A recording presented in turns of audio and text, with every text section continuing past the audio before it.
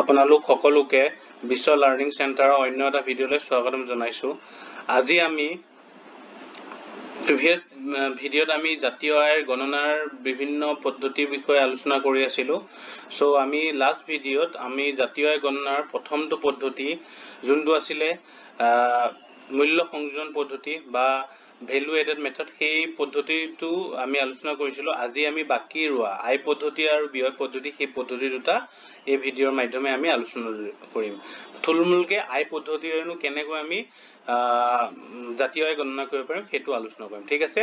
So আয় পদ্ধতি এতিয়া আমি ভিডিঅ'টোলৈ আৰম্ভ কৰিছো। আয় পদ্ধতি ইনকাম মেথড বুলি কোৱা হয়, ঠিক আছে। আয় পদ্ধতি ইনকাম মেথড বুলি কোৱা হয়।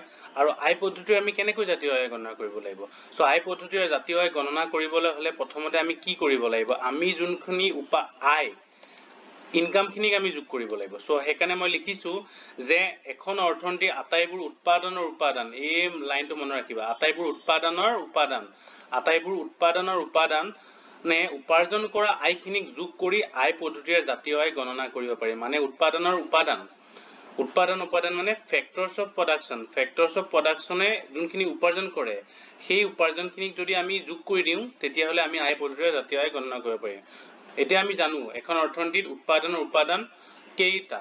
আমি জানিব লাগিব যে উৎপাদনৰ উপাদান ফেক্টৰস অফ প্ৰডাকশন 4 প্ৰকাৰৰ।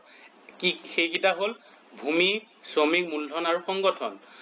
Land, labour, capital and organisation, এইখিনি হল উৎপাদনৰ উপাদান, ফেক্টৰস অফ প্ৰডাকশন বুলি কোৱা হয়। আৰু এই ফেক্টৰস অফ প্ৰডাকশনৰ পাৰিশ্ৰমিকসমূহ আৰু এই ফেক্টৰস অফ প্ৰডাকশনে যি উৎপাদন কৰে বা উপাৰ্জন কৰে, উৎপাদনৰ বিনিময়ত বা তেওঁলোকে নিজৰ শ্ৰম দিয়াৰ বিনিময়ত যি উপাৰ্জন কৰে, সেই উপাৰ্জন আয়খিনিক যদি আমি প্লাস কৰি দিওঁ তেতিয়া আমি জাতীয় আয় গণনা কৰিব পাৰোঁ। এতিয়া আমি চোৱা, এই যে উৎপাদনৰ উপাদান প্ৰথমটো হল ভূমি, ল্যান্ড। এই চোৱা তাৰ বিনিময়ত আমি কি পে কৰিব লাগিব? আমি খাজনা পে কৰিব লাগে, মানে ৰেন্ট পে কৰিব লাগিব নালাগে? নেক্সট 2 নম্বৰটো চোৱা, শ্ৰমিক বা এজন শ্ৰমিকে, এজন লেবাৰে তেওঁৰ কামটো কৰি দিয়াৰ বিনিময়ত তেওঁক কি দিব লাগিব? আমি কিবা এটা দিব লাগিব না পাৰিশ্ৰমিক হিচাপে, আৰু সেইটো মজুৰি দিব লাগিব, ৱেজ দিব লাগিব। 3 নম্বৰ চোৱা, মূলধন। আমি যে কেপিটেল যে আমি ব্যৱহাৰ কৰিলো, সেই কেপিটেলৰ বিনিময়ত আমি কাৰোবাৰ পৰা যদি টকা অলপ আনিলো, সেই টকাৰ বিনিময়ত আমি কি দিব লাগিব? তেওঁ তাৰ বিনিময়তো কিবা এটা দিব লাগিব, সুদ দিব লাগিব, ইন্টাৰেষ্ট দিব লাগিব নালাগে? সো ইন্টাৰেষ্ট দিব লাগিব। সো এইটো কোৱা হয় তোমাৰ পাৰিশ্ৰমিক। ঠিক তেনেদৰে এটা হল তোমাৰ সংগঠন। এতিয়া এটা সংগঠন তেওঁ যে গোটেই কামখিনি পৰিচালনা কৰিব, কিহৰ কাৰণে, কি উদ্দেশ্যে আগত লৈ তেওঁ পৰিচালনা কৰিব? তেওঁ এটাই মোটিভ হ'ল তেওঁ লাভ অৰ্জন কৰা, প্ৰফিট অৰ্জন কৰা। এই 4টা, যেনেকুৱা ভূমি ব্যৱহাৰ কৰাৰ বিনিময়ত তেওঁৰ পাৰিশ্ৰমিক হিচাপে কি দিব লাগিব? আমি খাজনা দিব লাগিব, ৰেন্ট দিব লাগিব। ঠিক তেনেদৰে এজন শ্ৰমিক এজন ব্যৱহাৰ কৰাৰ বিনিময়ত বা শ্ৰমিকজন কাম এটা লগোৱাৰ বিনিময়ত তেওঁক আমি কি পাৰিশ্ৰমিক হিচাপে দিব লাগিব? মজুৰি দিব লাগিব, ৱেজ দিব লাগিব। ঠিক তেনেদৰে মূলধন যেতিয়া আমি মূলধন এটা, আমি কেপিটেল এটা আমি কিবা এটা কামত ইউজ কৰো, তাৰ বা কাৰোবাৰ পৰা আমি যদি মূলধন এটা লওঁ, তাৰ বিনিময়ত আমি কি পে কৰিব লাগিব? ইন্টাৰেষ্ট পে কৰিব লাগিব। ঠিক তেনেদৰে সংগঠন, এই সংগঠন অৰ্গানাইজেশ্যন, গোটেই যোনে কামখিনি পৰিচালনা কৰে, এটা উদ্যোগ প্ৰতিষ্ঠান, আৰু তেওঁলোকৰ মেইন মোটিভছ কি হ'ব? লাভ।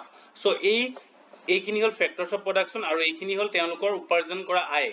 তেওঁলোকে এইখিনি বিনিময়ত তেওঁ পাৰিশ্ৰমিক হিচাপে এইখিনি দিব লাগে, ঠিক আছে। গোটেইখিনি যদি আমি প্লাস কৰি দিওঁ তেতিয়া আমি জিডি পাওঁ। আৰু যেনেকৈ আৰ মানে ৰেন্ট, ডব্লিউ মানে ৱেজ, আই এন মানে ইন্টাৰেষ্ট, আৰু পি মানে প্ৰফিট, এই গোটেইখিনি উপাদানসমূহে কৰা উপাৰ্জনখিনি যদি আমি প্লাস কৰি দিওঁ তেতিয়াহলে আমি কি পাওঁ? আমি জাতীয় আয় পাওঁ। আয় পদ্ধতিৰে। সো আয় পদ্ধতিৰে জাতীয় আয় ইনকাম কৰিবলৈ প্ৰথমতে আমি উৎপাদনৰ উপাদান জানিব লাগিব। সেই উৎপাদনৰ উপাদানখিনি যদি আমি উপাদানখিনিয়ে কৰা উপাৰ্জনখিনি যদি আমি গোটেইখিনি যোগ কৰি দিওঁ তেতিয়াহলে আমি আয় পদ্ধতিৰে জাতীয় আয় গণনা কৰিব পাৰোঁ। উৎপাদনৰ উপাদান 4 প্ৰকাৰ আমি জানো, ভূমি, শ্ৰমিক, মূলধন আৰু সংগঠন। আৰু তেওঁলোক ইউজ কৰা বা তেওঁলোকক কামত লগোৱাৰ বাবে তেওঁলোকক কিছুমান পাৰিশ্ৰমিক দিব লাগে। সো ভূমিৰ এডোখৰ ব্যৱহাৰ কৰাৰ বিনিময়ত তাৰ কাৰণে খাজনা দিব লাগে। শ্ৰমিকজন কামত লগোৱাৰ কাৰণে তেওঁ মজুৰি দিব লাগে। মূলধনৰ কাৰণে সুদ দিব লাগে। আৰু সংগঠন এটা যোনে অৰ্গানাইজেশ্যন কৰে, এই অৰ্গানাইজেশ্যনে তেওঁলোকৰ লাভ, প্ৰফিট, ঠিক আছে, তেওঁলোকৰ তেওঁলোকে প্ৰফিট আগত লৈ গোটেই কামখিনি কৰে। আৰু এই গোটেইখিনি যদি আমি প্লাস কৰি দিওঁ তেতিয়াহলে আমি জিডিপি পাওঁ, ঠিক আছে। এইটো হল আয় পদ্ধতিৰে জাতীয় আয় গণনা কৰিব পাৰোঁ, ঠিক আছে।